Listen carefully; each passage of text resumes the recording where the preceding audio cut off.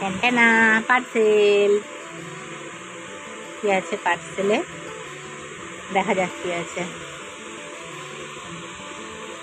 কিছুদিন আগে মিশোতে এই জিনিসটা দেখিয়েছিলাম, জানো তো, খুব সুন্দর লেগেছিলো আমার।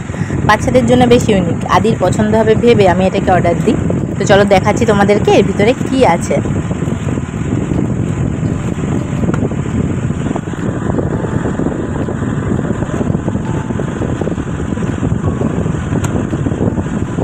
এটা একটা স্ক্রিন ম্যাগনিফায়ার।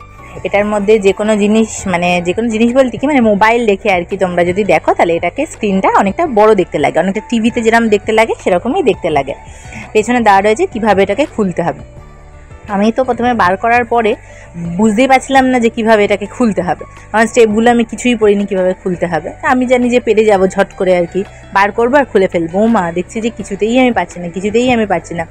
তারপরে আমি স্টেপগুলোকে দেখে নিলাম, তারপরে আমি চেষ্টা চরিত্র করে তারপরে এটাকে খুলতে পেরেছি।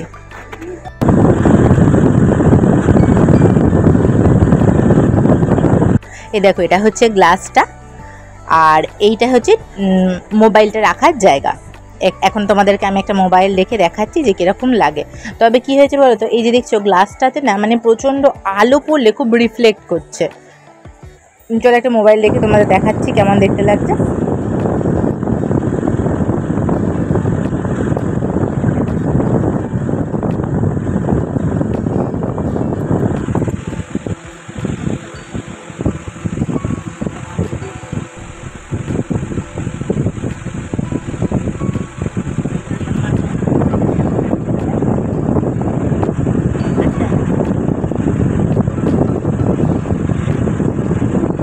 দেখো অনেকটা এরকম দেখতে লাগছে, খারাপ লাগছে না বলো? অসুবিধা নেই, ঠিকঠাকই আছে। মানে অনেকটা স্ক্রিনটা মানে বড় হয়ে যাচ্ছে আর কি।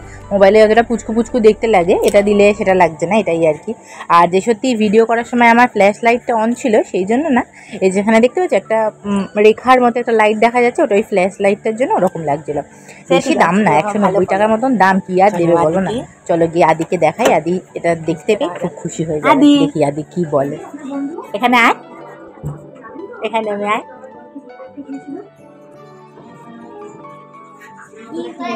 এখানে বা চেয়ারে চোখ বন্ধ কর, হাত পাত, মোবাইলটা রাখ, মোবাইলটা বন্ধ করে দে, পাশে রাখ। বাবু হা, হাত পেতেছিস?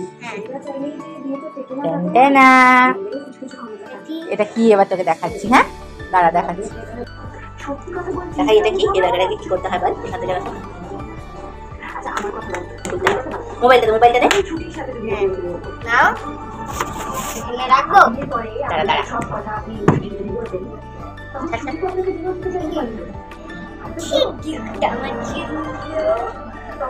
আমরাও ছুটির পাশে থাকতাম।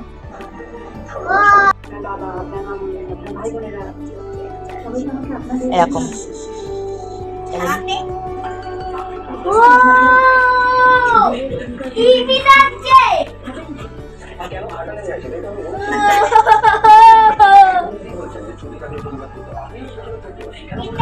দেখি সরাবি।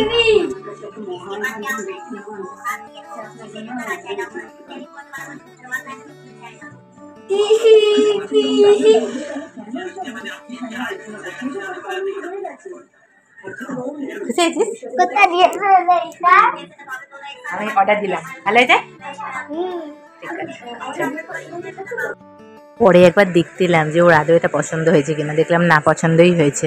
মোবাইলটাকে এইটা দিয়েই দেখছে, তার মানে পছন্দ হয়েছে। যাক বাবা, বাঁচা গেছে। আমি ওর কথা ভেবেই কিনেছিলাম।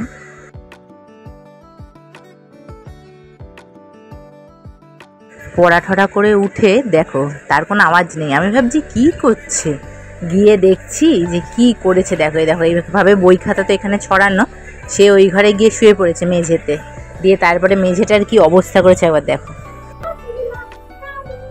হ্যাঁ আদি, তুই আর রাখার জায়গা পাস না রে, কি এঁকেছিস এগুলো?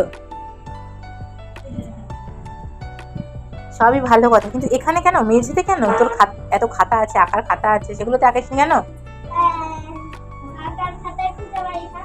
আঁকার খাতা খুঁজে পাস না? আর কি সমস্যা? ঠিক আছে, নাকে হাত কেন? আজকে বাইরে খুব সুন্দর হাওয়া দিচ্ছিল, সেই জন্য পড়ার পরে আমরা চলে গেছিলাম ছাদে হাওয়া খেতে।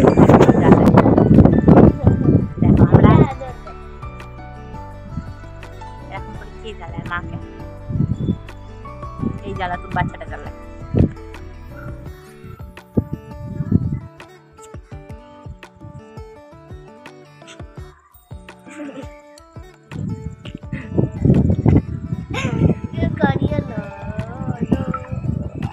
তোমরা দেখে তো ধেড়ে বাচ্চা কোলে ওঠে, দেখো ধেড়ে বাচ্চা কোলে উঠেছে। এই যে আমার ধেড়ে বাচ্চা, 2 3 4 5, দেখো ধেড়ে বুড়ো ছেলে কোলে উঠেছে, কি সুন্দর দেখতে লাগছে। ওইখানে নাচছে, দাদি তুমি কোলে নিয়েছো। আদির এবার ছুটি হয়ে গেছে, ওর বাবা ওকে নিতে চলে এসেছে নিচে বাইক নিয়ে, সেই জন্য ওকে আমি ছাদ থেকে নামিয়ে দিচ্ছিলাম ওর বাবার কাছে দিয়ে আসার জন্য। তো দেখো এই দেখো ববি উপস্থিত, যেখানে ওর বাবা যাবে মানে যেখানে আমার বর যাবে সেখানেই ববি। ওই দেখো সামনে দেখো একদম দূরে দেখতে পাচ্ছি দুটো বাচ্চা দাঁড়িয়ে আছে গলির সামনে, ওকে দেখে এমন ভয় পেয়েছে বাচ্চা দুটো, একদম ছিটকে এক কোনায় চলে গেছে, মানে কি বলবে বাইকের আগে আগে সবসময় ছোটে।